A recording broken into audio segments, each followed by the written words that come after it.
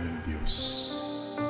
Maraming salamat po sa buhay at lakas na aming taglay, sa liwanag ng kaisipan at sa pagkakataong maipagpatuloy ang pag-aaral ng mga kabataan.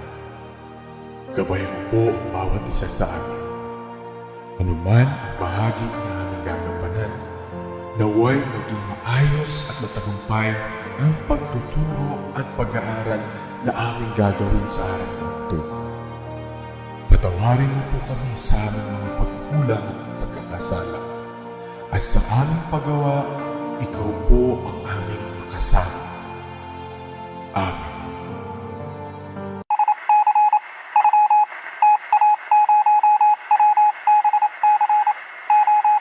Good morning, grade 7 students. So for today's most essential learning competency, you need to describe the different levels of biological organization from cell to biosphere. And here are the list of the biological levels. We have the cell, the tissue, the organ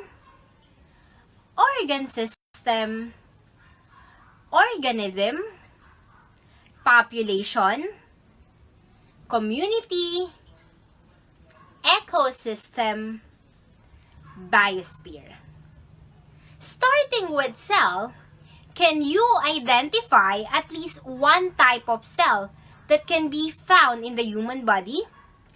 Type your answers on the comment box below.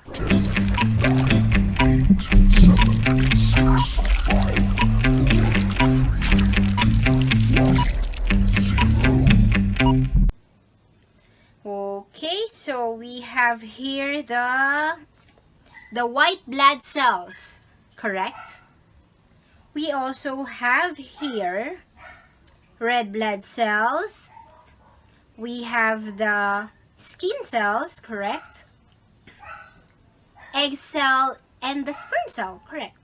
So those examples are correct. We have the somatic cells or the body cells. And also we have the sex cells or the gametes. So what do you think is the difference between these two? For somatic cells, we have the red blood cells. We have the white blood cells. Even the skin cells. How about there are two kinds of cell, the plant cell and the animal cell. If the cells work together and perform specific functions, it is now called as the tissue, correct? So, we have 4 types of tissues in our body. So, what are those? We have the epithelial tissue, the connective tissue, the cardiac tissue, and the nervous tissues. What are the differences between these tissues? For the epithelial tissues, this is responsible for the protection of our body, such as the skin, and can also be found in the linings of our internal organs, such as the stomach and the bladder. How about the connective tissue? When we say connective tissue, it is used for structural support like the blood and the bones. And for the cardiac tissue, it is a specialized tissue that makes up our heart for pumping blood. How about the nervous tissue? The main component of our brain that controls our body. Again, the 4 types of tissues in our body, we have the epithelial tissue, the connective tissue, the cardiac tissue, and the nervous tissue. If these tissues were grouped and worked together that also perform specific function, that is what we call the organ. The examples of organs are the heart, the kidney, the brain, the lungs, liver, intestine, bladder, and stomach. Those are just few examples of organs. Now, what is the function of the heart? It pumps the blood, correct? How about the kidney? What is the function of the kidney? It removes waste and extra fluid from your body. And our brain, how about the brain? It is the control center of the nervous system. How about the lungs? Lungs is where the respiration takes place. And the liver? It regulates most chemical levels in the blood and excretes a product called bile. Intestine, we have the small and large intestine. For the small intestine, the function of this is absorption of nutrients from the food into your bloodstream, and the large intestine, it absorbs the water and the excretion of solid waste material. How about our bladder? The bladder is the temporary storage of urine. How about our stomach? What is the function of our stomach? Your stomach. What is the function of your stomach? It is, the function of that is for digestion of food. If we have the organs, of course, we also have the organ system. Now, what is the function or the purpose of this organ system? So, for organ system, if these organs work in unison and perform a specific function, it is now called as organ system. So, what are the examples or the examples of organ system? We have the circulatory system. We also have the respiratory system, digestive system, nervous system, and also we have the reproductive system. Those are just the few examples of the organ systems inside our body. Now, let's identify the differences between these organ systems. So, let's start with the circulatory system. What is the function of the circulatory system?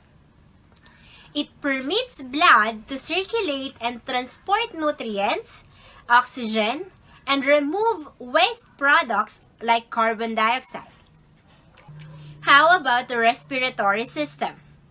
The respiratory system is responsible for taking in oxygen and expelling carbon dioxide. So we inhale the oxygen and we exhale the carbon dioxide. How about the digestive system? Digestive system is where digestion happens, that involves the breakdown of food into smaller and smaller components until they can be absorbed and assimilated into the body. Next is the nervous system.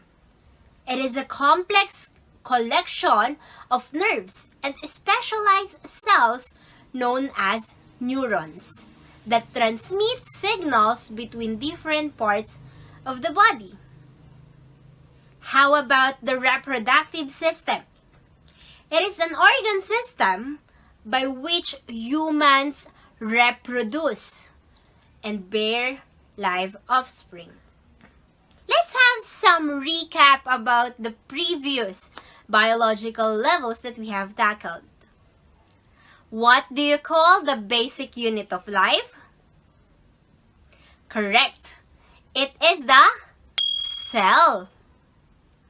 What will happen if we grouped these cells? It will now form a tissue. Correct. If these tissues were grouped together and they performed a specific function, it is now called as organs.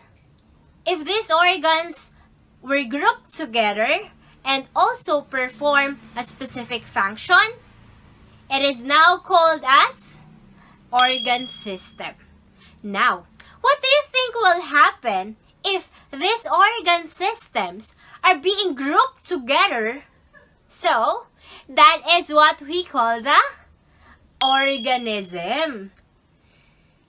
Again, organism is a group of organ system and an individual living thing. So for the examples of these organisms are not only human beings, but also animals, plants. So as you can see here, the dog is an example of organism. How about this one? The giraffe. Correct. It is also an example of organism. How about this cute little cat? That is also an example of an organism. How about the plants? These plants. It is also an example of organism. Now, what do you call the group of organisms of the same species living in the same place and time? That is what we call the population. So, the group of giraffes can be called as the herd of giraffes. And in your city, you are also part of the population. We also have the group of elephants, also known as the herd or parade of elephants. Now, if these elephants is in the same place as the giraffe, the zebra, the antelope, it is now called as a community. Because community is a group of different living things in a certain place at the same time. Another example of community. All organisms found in the pond, like frog, like the tadpoles, the fishes, dragonflies, and even the turtles. Now, when do we call a biological level as an ecosystem? Or, what do you mean by ecosystem? What is this ecosystem? So ecosystem, when living things interact together with the non-living within a defined area. Meaning the living things a while ago that we have mentioned, when there is an interaction with those living things with non-living things in a specific or defined area, that is now called as ecosystem. The examples of ecosystem, the population of giraffe, zebra, elephants, and horses interact with non-living things such as the soil, the air, the water, and etc. That shows an ecosystem. Again, in an ecosystem, we have the interaction between living things or biotic factors and non-living thing or the abiotic factors in a defined area. Lastly, we have the biosphere. Biosphere is part of the earth inhabited by living organisms, including their non-living environment. Let's identify the different levels or these different biological levels. Let's start with the cell. Next, we have the tissue. Then it followed by the organ and then the organ system. Right after that, we have the organism, the population, the community, the ecosystem, and the biosphere. For the question and answer part, let's choose at least 3 questions from you. So let's have from Dalandana National High School. Ma'am, can you please reiterate the biological levels? So for the biological levels, we have the cell, the tissue, the organ system, the organism, the population, the community, the ecosystem, and the biosphere. Next, we have, from Begnay National High School, please differentiate population, community, and ecosystem. So let's differentiate these 3. When we say population, it is a group of living organisms with the same species in a defined area. While when we say community, it is also a group of organisms but has different species in a defined area. And lastly, we have the ecosystem. For the ecosystem, it is the interaction of living thing and non-living thing in a defined area. Next, let's have from Malinta National High School. Ma'am, what are the 4 types of tissues? So, the 4 types of tissues, we have the epithelial tissue, the connective tissue, the cardiac tissue, and the nervous tissue.